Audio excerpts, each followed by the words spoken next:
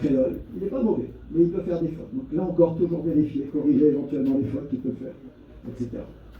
Ça va? Vous voyez les slogans? Pour une nation qui est stable, qui est éduquée, qui est en santé.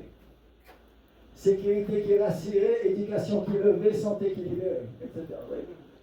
Donc vous pouvez vous dire, ok, celui-là me plaît, mais ce n'est pas encore parfait. Maintenant, vous vous réunissez avec vos équipes, travaillez sur cette base pour finaliser le slogan.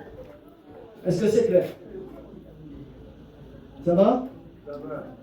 Ok? Donc encore un exemple de temps que vous pouvez vraiment gagner avec ce genre d'outils.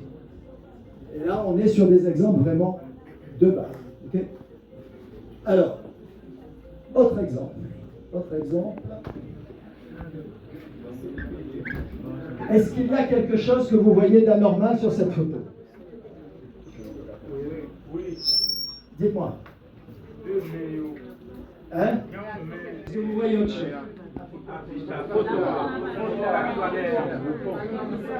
Qu'est-ce qu'il y a comme problème avec la photo? Il n'y a pas de... Il n'y a pas de nom, c'est pas imaginable. On n'a pas le droit de mettre des photos? Non, parce que, je ne sais pas, parce qu'il y a par exemple en France, quand vous votez, il y a les photos des candidats. Mais en Haïti, il n'y a pas le droit. D'accord. Ce qui veut dire que, dans ce cas-là... Ah oui, j'avais oublié ça. Effectivement. D'accord. Donc, il n'y a pas la photo n'est pas autorisée. Ce qui veut dire, quel commentaire on peut faire par rapport à ça? Vous allez probablement, lorsque vous allez lui poser la question. Ok? Donc, c'est pour ça que, je vous dis, c'est une conversation que vous avez avec l'IA. D'accord? Vous allez dire, ok, voilà, ok. Bon, j'ai oublié de te donner un document dont tu as besoin pour pouvoir bien me répondre. Voilà le document. Réponds à nouveau. Autre problème qu'il y a là-dessus, dans un bureau de vote, au moment du vote, vous ne pouvez pas mettre « voter un tel ». Je ne suis pas un expert en fraude électorale, donc c'est ChatGPT. Lui donner une image et lui demander de regarder l'image. 1, 2, 3. Donc vous voyez, je lui demande d'écrire un texte dans l'image. Il y a 6 mois, quand vous lui demandiez ça, 6 mois, 1 an, il faisait des fautes d'orthographe quasiment à chaque lettre. Aujourd'hui, c'est quasiment parfait. Là où il est un petit peu faible encore, c'est quand il y a des actions. Donc effectivement, c'est la bonne photo, hein, il ne s'est pas trompé. C'est bien la photo du Premier ministre. Et il vous donne la généalogie, ici, du Premier ministre. Et il y a quand même pas mal d'informations qu'il a trouvées. Ok? Pour résoudre des problèmes spécifiques. Par exemple, vous en avez un ici, qui s'appelle le club de débat. Vous vous souvenez, je crois hier, on en a parlé, Daniel ou Christine, on en parlait, avoir à débattre avec des gens. Vous allez devoir défendre vos arguments, d'accord? Et un des principes de base du débat, c'est de commencer par connaître les arguments de l'autre, avant même de travailler sur les vôtres.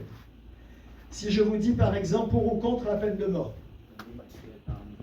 je vous dis, moi je suis pour, je réfléchis aux raisons, aux arguments pour lesquels je suis pour. Pourquoi ne pas prendre cette décision? C'est clair? Ça va? Donc ça a vraiment énormément d'applications. Un deuxième, je n'ai pas passé de temps. Vous écrivez un document, vous vous demandez si dans ce texte il y a eu du plagiat. Vous ne voulez pas que quelqu'un dise « Ah, ce monsieur a copié, cette dame a copié, quelque chose que j'ai écrit, il ne m'a même pas donné le crédit. » Et vous avez un outil qui n'est pas mauvais, du tout, pour vérifier si dans le texte que vous lui soumettez, il y a des passages qui sont du plagiat. Okay? Ça peut être 3 lignes dans le texte, ça peut être plus que ça. Voilà. C'est clair? Okay. Autre chose que je n'aurai pas le temps de voir avec vous, mais je vous le mentionne, vous pouvez très facilement l'explorer, c'est l'utilisation de la voix. Vous avez besoin de taper le prompt, les commandes que je passe. Vous n'avez pas besoin de les taper, vous pouvez les lui dire. Vous pouvez le dire en créole haïtien. J'ai déjà essayé avec mon créole moyen. Il m'écrit très bien la chose. Okay. Donc, vous pouvez utiliser votre langue naturelle pour communiquer avec l'IA. Elle va traduire l'essentiel dans les cahiers des charges que vous soumettez à ChatGPT. Par exemple, votre adresse, votre numéro de téléphone. Vous voyez ce que je veux dire? Donc, toutes ces informations qui ne sont pas supposées être publiques, vous n'allez pas les mettre là-dessus. Donc, quand vous allez lui donner un document à utiliser pour répondre à un cahier des charges donné, si on a une information sur Facebook, Google et quelques autres réseaux sociaux, est-ce que normalement ChatGPT aura accès à cette information? Absolument. Donc, rien n'est caché. Potentiellement, oui. Dites-vous bien que ChatGPT, Google, peu importe. Ça n'a aucune importance. D'accord? Deuxième élément de réponse, c'est que ChatGPT est susceptible d'utiliser tout ce que vous lui soumettez comme données pour entraîner ces modèles, pour rendre ces modèles plus intelligents. Ces modèles deviennent intelligents comme un humain. Vous êtes ce que vous êtes aujourd'hui, je suis ce que je suis aujourd'hui parce que j'ai été dans des écoles déterminées, vous avez été dans des écoles déterminées, vous avez eu des parents qui vous ont appris des choses, vos amis, vos copains, tout ça, la vie que vous avez eue, tout ça, ce sont des données que vous avez collectées. Votre cerveau a collecté ces données, il les a traitées, et le résultat, c'est ce que vous êtes aujourd'hui. Vous voyez ce que je veux dire? Excusez-moi, monsieur. Internet, même si on vous promet qu'on ne va pas faire ci et ça. Donc vous avez des solutions locales aussi. Vous pouvez utiliser des modèles qui sont open source. On peut sécuriser. Ça, c'est en ce qui a trait à la manière dont on peut sécuriser ces données. Normalement, est-ce qu'il y a vraiment une manière de le faire?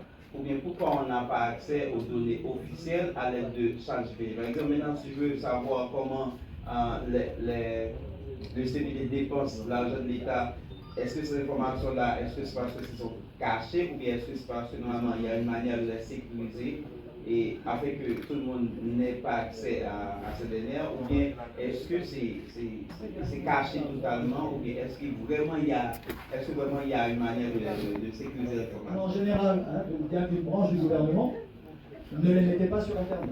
Par rapport à ce fichier, par exemple, analyse ce fichier pour moi et tire-moi les conclusions les plus importantes de ce fichier sur les postes budgétaires les plus importants, par exemple. Okay? Mais ça reste local. Là, je suis sur Internet, là, vous êtes d'accord? Donc tout ce que je lui pose comme question va circuler quelque part sur Internet. C'est crypté, mais certaines organisations vont vous dire, moi je ne veux rien savoir, je ne veux pas que ça circule sur Internet, tout simplement. Ça va? Ça répond à votre question?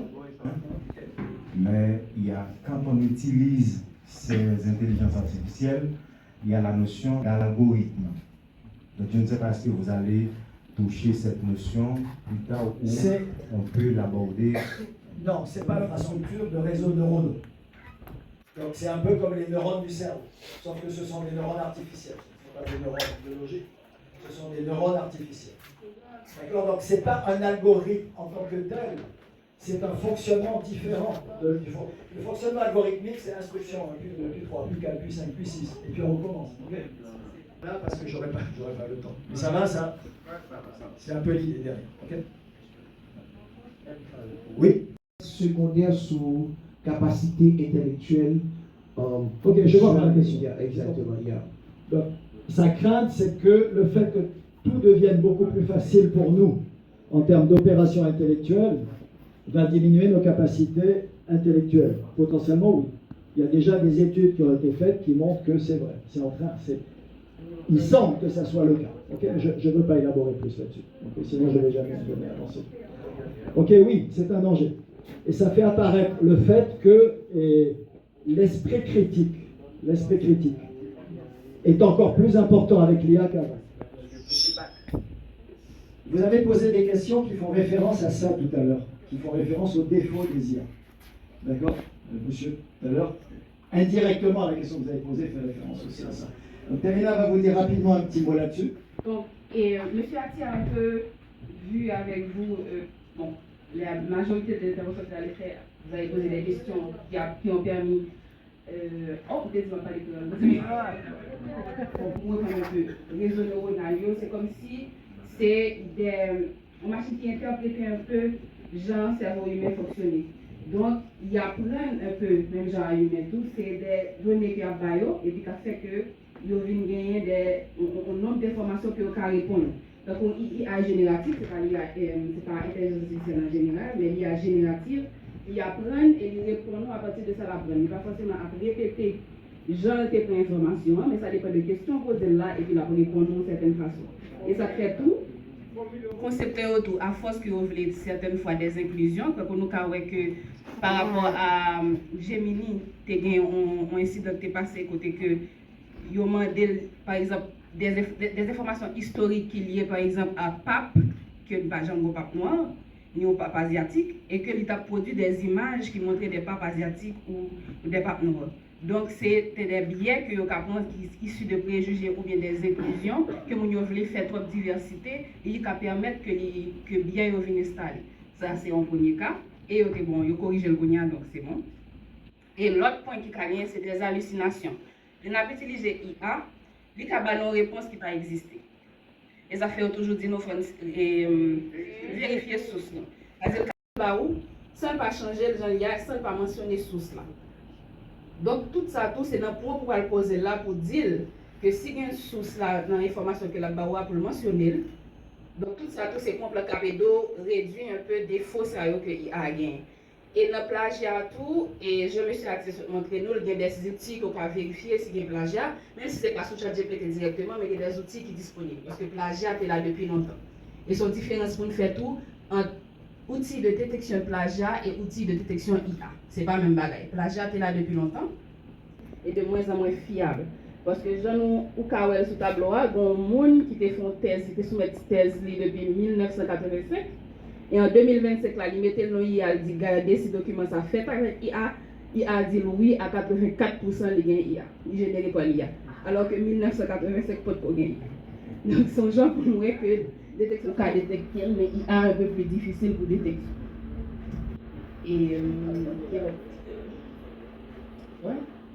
Et objectif là qui va le gagner, on peut voir qu'il y a une réponse plus élaborée quand on a vraiment bon que ou que travail réponse de qualité. Ok? Donc le monsieur tout à l'heure qui dit pas trop fiable, il n'a pas tort. Il n'a pas tort. Et 80% du temps vous aurez raison si le prompt n'est pas de bonne qualité. Ok? Mais maintenant, si vous savez écrire de bons prompts, vous obtiendrez justement. Quand vous dites pas trop fiable, c'est que vous êtes autour de 20%. Oui. L'objectif intellectuel. Oui. Maintenant, pour les écoliers de bas niveau, j'aimerais savoir quel avantage avec les chats GPT pour un élève qui n'apprend pas trop bien. C'est la question. La réponse de ChatGPT, alors je parle de ChatGPT beaucoup, mais c'est vrai pour les autres aussi, pour les compétiteurs. Vous pouvez adapter la réponse de ChatGPT à une audience particulière. Ça veut dire que, par exemple, explique-moi ce que c'est que la physique quantique. C'est pas une question simple. Et réponds-moi comme si j'étais un enfant de 12 ans. Je peux même aller plus loin, il y a quand même un tuteur humain qui accompagne cette expérimentation.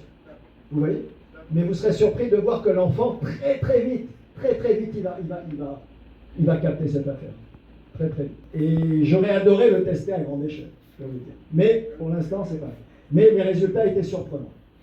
Ça va? On a fait, c'est mégaphone, c'est machine son, c'est radio, c'est réseaux sociaux, porte-à-porte, qui tactique, comment on va le faire, comment on va implémenter, qui ça m'a dit, tout ça était sous pied, il faut que ça soit défini en dedans stratégie. Calendrier, budget, qui a commencé, combien on l'a coûté, côté n'a besoin de corps, etc. On ne peut pas bien rentrer dans le point ça, pour l'autre formation qui fait pour un groupe ça qui parlait de projets financiers pour participer.